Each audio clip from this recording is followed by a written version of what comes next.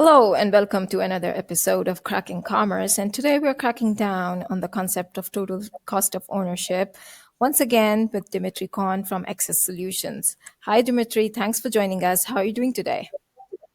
Hey, how are you? Doing great. Thanks for having me here. Fantastic. So, before we get into all the techie stuff and the technical details of total cost of ownership and start educating our listeners about all of that, why don't you share your background of how you got into this e-commerce and agency space?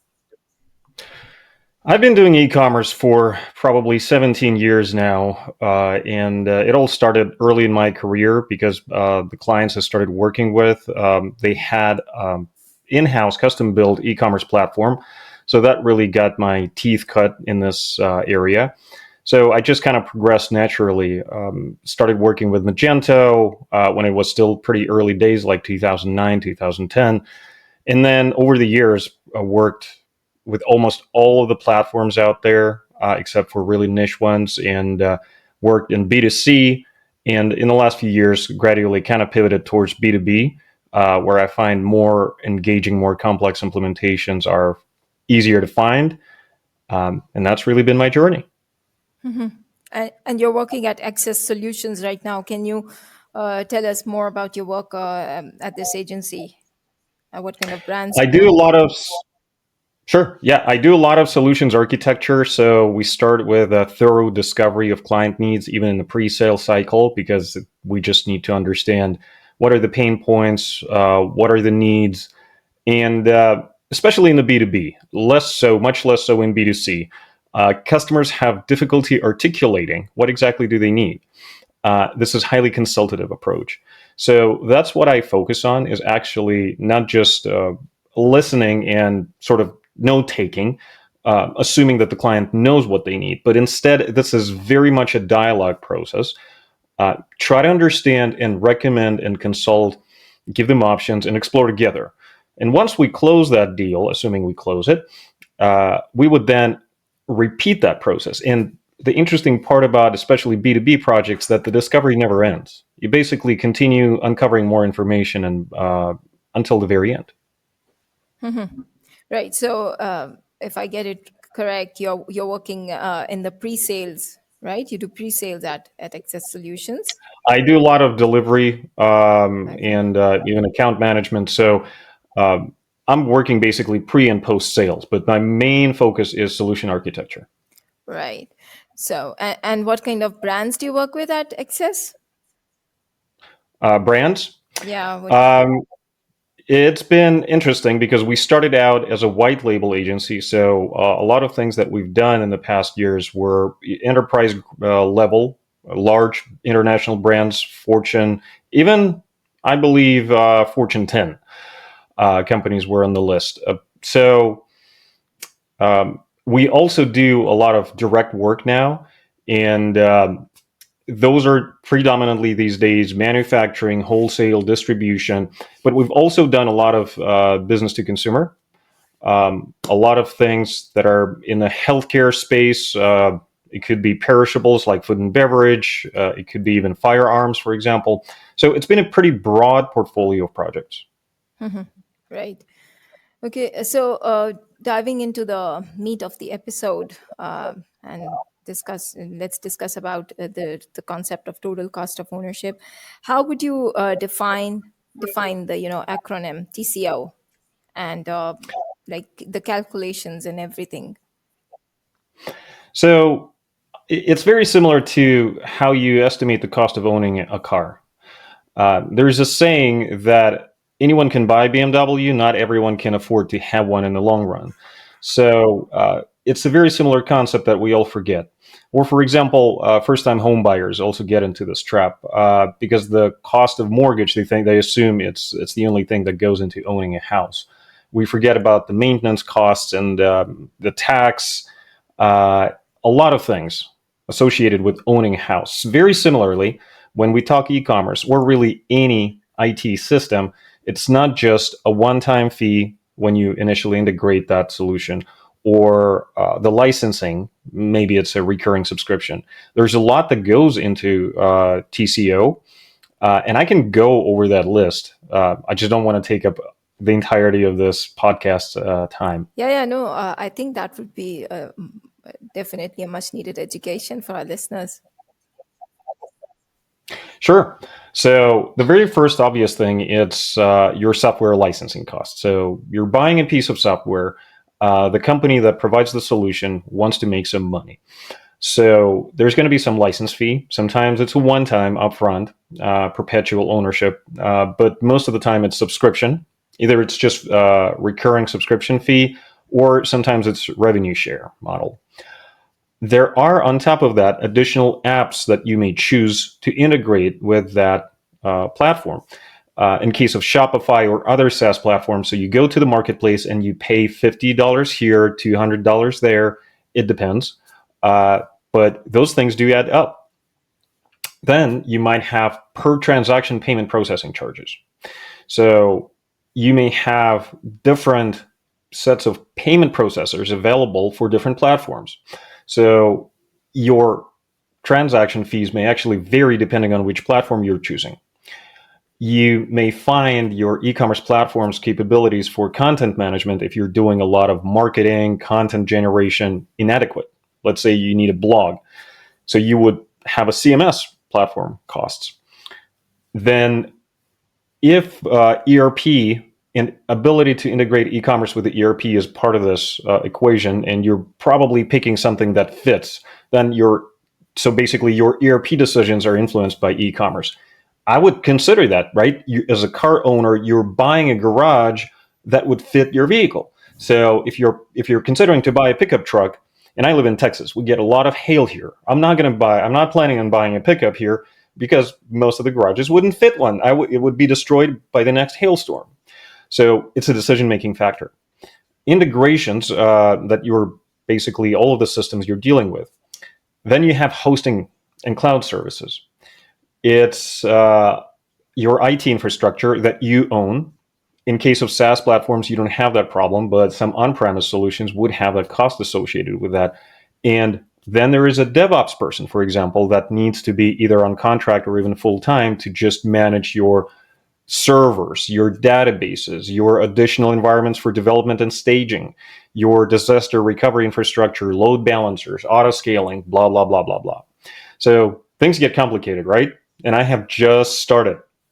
So then you have your implementation costs, everything that goes into it, right? That's what your SI, your systems integrator, the agency you're working with, they will quote you for discovery, design, business analysis, development, testing, project management, the list goes on. Mm-hmm. So then you have cost of integrating third-party solutions. You have an ERP system that you want things to move to and from all the time regularly. So does your e-commerce platform support out of the box sufficient amount of integration? Typically not, as a matter of fact. So how expensive is it for you to integrate, and how much you're going to spend on the ongoing basis? Because you can choose an integration platform as a service, another subscription fee. Then you have shipping carrier integrations, you have tax system integrations. The list goes on. So again, I haven't even reached the end of my list. I kind of have something here on the side of my screen just to go off.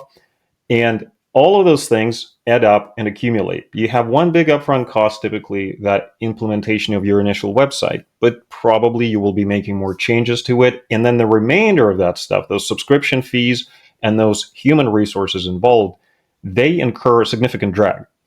So you may choose a very lean implementation upfront, but you may incur substantial ongoing costs in the long run.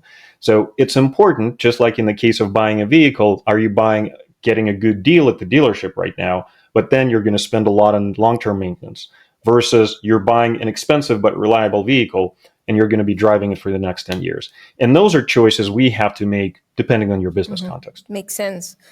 Yeah. So your list included like things like transaction fees. I'm sure when businesses are analyzing their TCO, these are things that they normally are easy to miss. And these are so important because they add up so quickly. And things like the cost of the developer who you need to hire to maintain that software stack that you're buying. So it's all of these things, not just the e-commerce platform that you're getting, but all of the headache and the baggage that comes with it, and that's absolutely necessary to keep things running smoothly. So I think it just the everything keeps growing as your business also grows. So I was in our last podcast with our customer who we migrated from WooCommerce to Shopify Plus. We were talking about the same exact thing when they initially implemented WooCommerce because of its open source platform and the low cost of implementation at that time. So but what they didn't anticipate was how much it would cost in terms of maintenance and overheads. So when they were growing, they found themselves spending more time on maintenance and finding workarounds instead of focusing on things that mattered. And yeah, so I think it's really important to look at the bigger picture of your tech stack and see what it actually costs, and not just what you're paying, but also uh, what you're missing out, which is the opportunity cost. Precisely. I was going to say exactly that. The opportunity cost, because you're drowning in small minutia, just maintaining things instead of growing, or limitations that the platform might have, right? You're finding workarounds, you're not growing. And it's a very frequent request that we have. The platform crashes too often, the platform's too slow, the platform's not secure. WooCommerce is particularly bad from that perspective. Kind of the saying is, friends don't let friends do Woo, because it's WordPress, right? And WordPress is single most popular open source platform on the planet. So every weakness, every exposure that there is out there, it's known. So I wouldn't be doing anything high volume on WooCommerce. So you do want to look at this as a full package from the business perspective, not look at this as an IT venture, the way you buy operating systems, even or even just an office software package. Mhm. Yeah, makes sense. Okay. So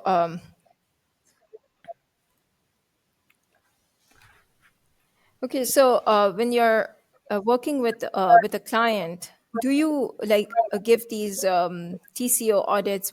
Would you recommend having TCO audits every regularly, or it's just something that should be done uh, once and done?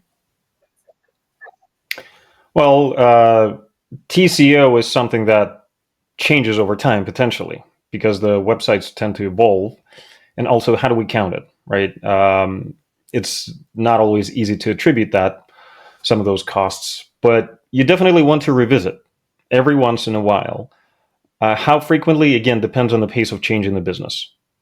Uh, but you definitely want to be warned upfront. And when working with our customers, we at least inform them that, hey, this decision has this particular impact in the long term, whether it is any particular risk or particular cost. So again, it's got to be a dialogue because we don't know. Maybe their risk tolerance is very high and they're fine with that. Maybe it's a trade-off of time versus cost. So we want to do it sooner than later, and we're ready to overpay a little bit upfront or take a little extra risk. So it's always an evolving Hmm. conversation. And how would you analyze a business's tech stack, and what are some signs and symptoms that a business can use, that e-commerce leaders can use themselves to see if they are facing any kind of tech sprawl or a tech stack bloat? If you have too many apps to connect, whatever the app means, it could be a full blown platform, or it could be just a little SaaS solution, or it could be just even not a proper SaaS solution like Shopify app or a BigCommerce app. If you have too much going on, if you have so-called alphabet soup of vendors, that to me is an indication something's off. It's not necessarily a problem. It is sometimes the right solution for some of the merchants, especially earlier in their growth. But I'd say too many vendors, too many solutions, that creates unnecessary complexity. That always creates extra overhead, whether just managing those connections or maintaining them, because all of those solutions will be updated over time. Maintaining their compliance and seamless integration. It takes the effort. It takes your brain power that could be spent elsewhere. Right. And for those businesses that are, having that tech stack bloat, what would be the your some of the tried and tested strategies that you can use to help them consolidate their software stack and reduce the TCO? There is no single one size fits all solution. My approach is do a thorough audit, and really almost as if you were re-implementing from scratch. So, which is why when you're building a new implementation for your next e-commerce solution, this is the perfect timing to audit more than just the specific business requirements for the customer experience. You want to dig a little deeper. You want to look at least a couple years out. So, but even if you're already live and you're not intending to change your underlying platform, you're still doing some sort of an audit. So compare your current state, just document all the tools, all the platforms that you have in this solution, involved directly or indirectly. See the subscription costs, see the human resources associated with that. Is a particular platform requiring a lot of handholding, a lot of manual data transfer or configuration or constant checks and monitoring? And then compare that to your longer term vision. I would say most businesses are capable of planning at least a couple of years out. Uh, yes, it is a very volatile situation right now, but still, everyone has some sort of a vision for that time span. So compare that to what you got right now, and then see if you have certain patterns for consolidation. For example, if you have a legacy solution, say a PIM system, well, maybe it's time to replace with a more modern PIM. You're not going to need either that manual operation that takes time, or you can replace with a small subscription fee because there is a pre-built connector, or maybe there is no connector, no fee at all because it's a part of the PIM. It just integrates straight into your platform. So just a thorough audit is probably where it starts, and then from there you look at the business goals and vision. Yeah, makes sense. I'm sure like businesses can just look at the list of software that they have already, and I'm sure they can always come with some opportunities for cost reductions and for consolidation. So I remember we were using the HubSpot enterprise license back in my previous organization, and there was the cost of our marketing stack was rising so much. We had a consultant who came in, just looked at the number of tools we were using, and we found out we didn't need to pay 900 per month to HubSpot. So the features we were using at that time, we could get exact those features in $15 per month. So we downgraded from an enterprise license to the starter license, and we were just fine. Nothing got hurt. So it's just looking at what you're using. If you have bought a tool or a software, you're not using all of the features, then there might be some ways you can reduce the pricing over there. Yeah. So, can you double down on this strategy, especially for e-commerce businesses that, I've seen a lot of e-commerce brands, they use a lot of apps, especially if no matter if they're on Shopify, WooCommerce, or any other platform they have. So, you'll always see a big list of apps that they're using, and not just the native apps but also third party tools that they are using. So can we double down on that strategy of software consolidation for reducing TCO?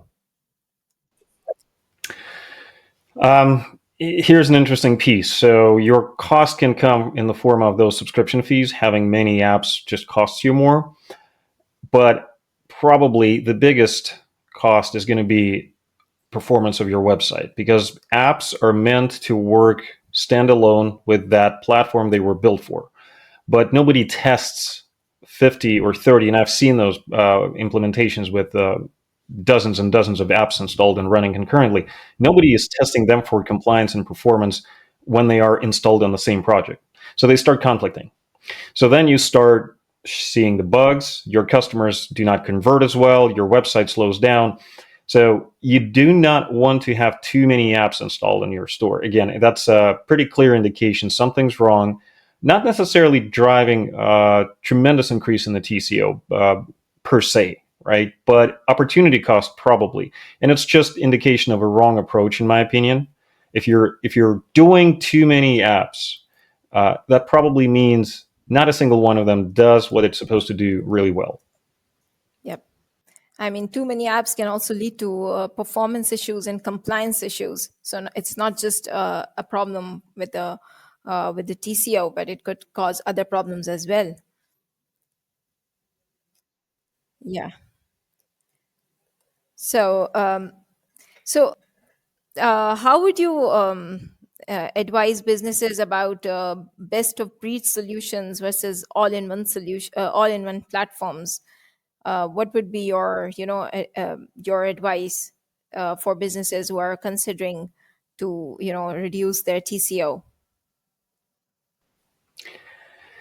It really depends on the size and the stage of the business, because all-in-one solutions tend to be generalists, which means they're okay, but they're not typically great for one single purpose. Uh, Best of breed solutions, basically highly specialized solutions, are not necessarily for everyone as well. So I always come from the position, let's find out what your pain points are, what your needs are, what your growth strategy is. Then we will define and determine what are the best tools and can we afford them. So it's a question that doesn't have a definite answer. There is a certain tendency that if you're on the smaller side, you don't want to create that blow, too many specialized solutions. You're just not ready for that complexity, because on top of the fact that, okay, you have more tools to manage, that alone takes time, more bills to pay, you will have to actually properly configure and integrate them and maintain that seamless integration, because your business will change. One of the things that's kind of assumed sometimes is, well, set and forget attitude. It doesn't work even with operating systems that we're so used to, because if your business needs change, you start doing something differently in some of those systems, and those changes can propagate, trickle downstream to other systems, and what used to be a seamless integration no longer works. So it depends on your specific context. uh, as you grow, you'll probably find yourself paying a little extra for the business value brought by those highly specialized platforms. Yeah.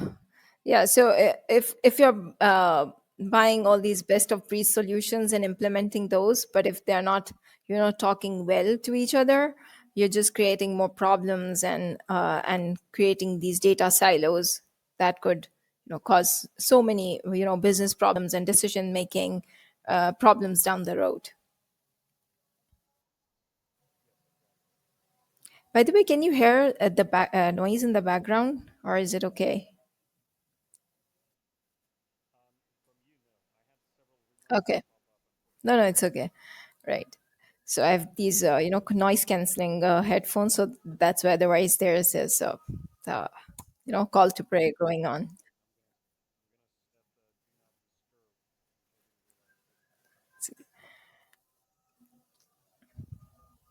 Okay, so I've been, following a lot of conversations on LinkedIn, and one of the interesting perspective that some, experts were talking about was whether you can, replace your ERP for Shopify's native inventory management system, and that's Shopify is just one of the, ways you can talk about it.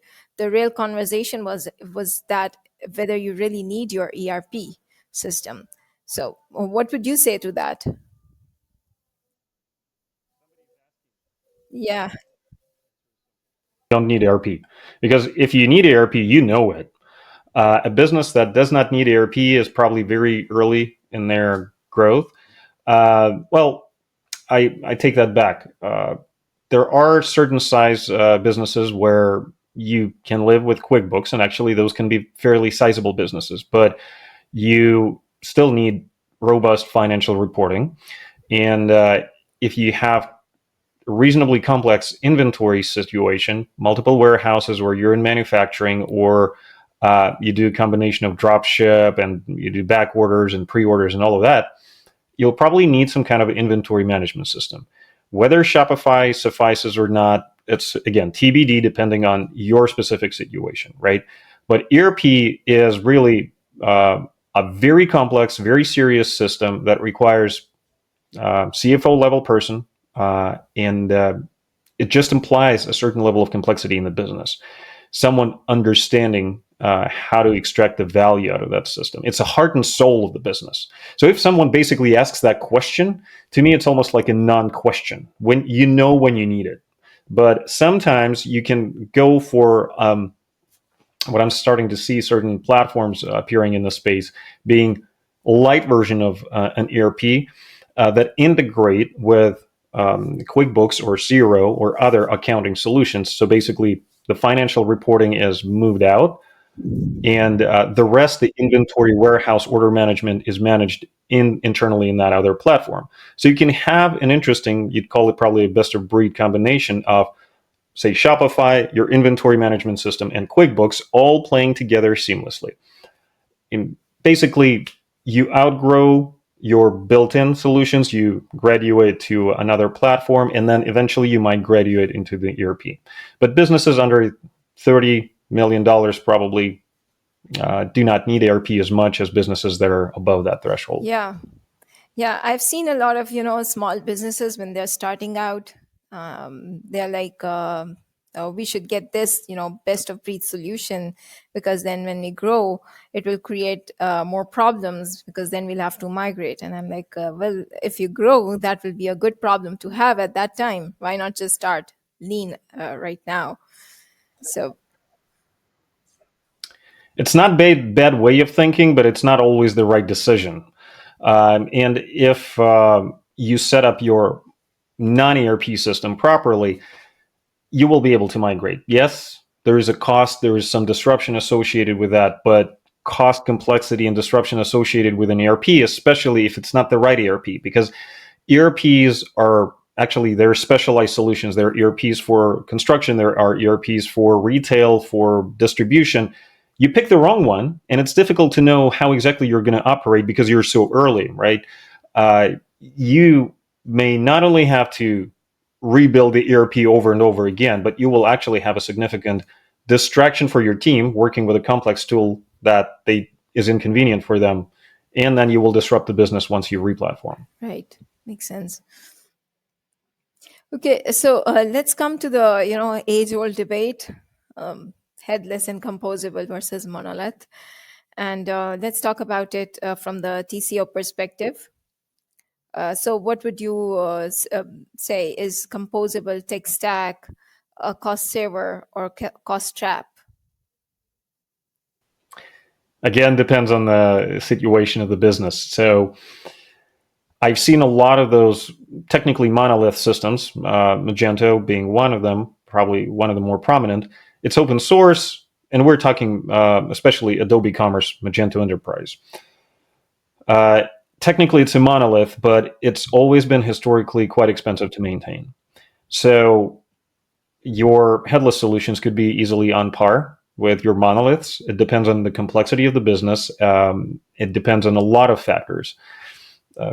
You can have highly complex business, but not a whole lot of traffic, or maybe not a very large product catalog. So the volume of traffic that the system is supposed to be able to sustain, the security requirements, the number of complex business flows that do not exist. And realistically, you start talking about those scenarios when you have a really, really complex business model. You wouldn't be doing headless just because. Well, if that's just a buzzword that drives you, again, that's a wrong solution. So generally speaking, I think in 2025, composable is more expensive to develop than other approaches. So it's got to be justified. It has its place, and we've successfully built headless solutions, and we've successfully built pure SaaS solutions and monoliths, and all within the last 6 months we had successful releases. But those were very, very different situations. So you sort of have to pick your poison depending on the circumstance of the business. Mhm. Can you walk us through some of those? Can like if you have a case study to share of when composable was the right answer for businesses, that would help bring the point home. Sure. So we had on-prem platform, the customer using on-prem platform, open source code, all of that, but they had a lot of stability and performance issues. There were, on top of that, licensing costs, and then the maintenance cost of. There had to be a team of developers on standby at all times because the system could just go down at any moment. So this was, I would say, at least in part, problem of the initial implementation. But the client was just tired of the fact that they have to maintain both the infrastructure and every single code release or upgrade required so much cost. So they wanted to go SaaS. But no SaaS platform that I'm aware of can support anything even remotely uh, close to what they needed. They had a lot of complexity related to inventory management, to catalog restrictions, to the pricing, which literally did not exist as a number. It's all rule based. So SaaS platforms wouldn't be able to support it out of the box. We had to build headless. We still had the SaaS platform behind the scenes for catalog management and majority of the generic e-commerce scenarios, orders being recorded, order status tracking, shipping information, my user accounts, logins and passwords, all of that stuff. But the customer facing front end with a layer of that custom business logic had to be built specifically tailored for this merchant. Um, it was very similar to custom product development. I would actually call it a completely custom product. So you do want to be careful when going headless. You have to have considerable amount of complexity, or you have to be working with somebody who has done it all before, and they have some kind of a pre-built accelerator package, basically. But why would you do that unless, again, you have considerable amount of complexity? If you have fairly simple situation, you're probably going to be able to do it with standard SaaS and just customize that theme layer, install a few apps, make a few customizations using JavaScript. So composable is the right solution for complex scenarios. Yeah, makes sense. So it definitely has its place, both headless and composable, but the complexity has to be justified. And I think for really complex scenarios where any SaaS platform doesn't offer it out of the box, it sometimes makes sense because then you can improve the performance by building it on a headless stack instead of doing all these customizations in the platform and in the theme. So yeah, I think it does have its place, but it needs to be justified. Exactly. And you may have noticed that pattern of me saying it depends to just about any question. Uh, because yeah, no one size fits all. E-commerce covers businesses selling a few thousand dollars online and billions of dollars of online revenue, and you can't just compare all of them in a single Yeah, bucket. definitely. Since you started on Magento, can you like share your experience and how that market has played out, and if Magento, if you think there is still a market and Magento, there are some cases where you would recommend Magento, or is it something that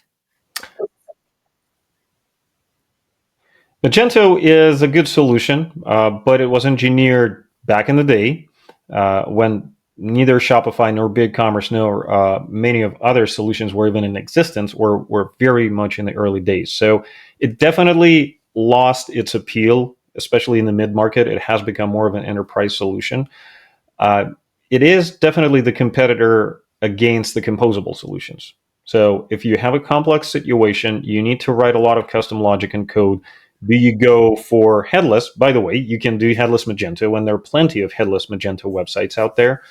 Um, Basically, the question is, do you see a lot of value in this pre-built logic in the backend admin console, everything it has to offer, and the extensions? Just like Shopify has its app marketplace, Magento has history of maintaining those extensions and a robust ecosystem of extension providers. So it has become more of an enterprise play. If you are on Adobe stack, Adobe Marketing Cloud, where that seamless integration comes for granted, absolutely, it's probably a good solution. Um, it's still a pretty strong player in the B2B space, but again, upmarket B2B. Right. And can you share a case study of where you worked with a client and helped them reduce their TCO, and what kind of benefits they got out of the implementation? There were lots of different scenarios. For example, using Magento, the client had incorrectly written code, just affecting performance. So they had to throw extra horsepower at it. They had to put inadequate amount of CPU and RAM and disk space.